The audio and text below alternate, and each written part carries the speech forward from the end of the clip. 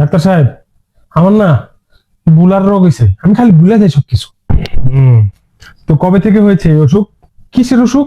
আরে মাত্র যে বললেন। কি হয়েছে ইমাম সাহেব? ইমাম সাহেব না, আমি ডাক্তার সাহেব। তাইলে ইমাম সাহেব কই?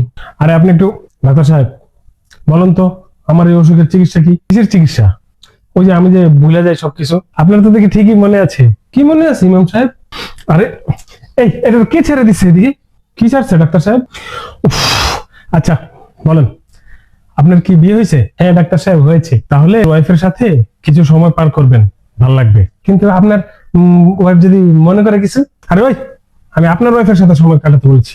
কিন্তু আমার বিয়ে কখন হলো ইমাম সাহেব? এখানে ধইরা মাইর দিলে এখন সব পাগলামি ঠিক হয়ে যাবে কিন্তু। রাগ করছেন কেন ইমাম সাহেব? প্রেসক্রিপশন লেখা দেন, আমি জায়গা এনেন। আপনার চেহারা জানি আমি আর না দেখি এখানে। আপনার কত হইলো? 500। 500 বাচ্চা কাচ্চা হয়ে গেছে আপনার? কি ওষুধ খান ডাক্তার সাহেব?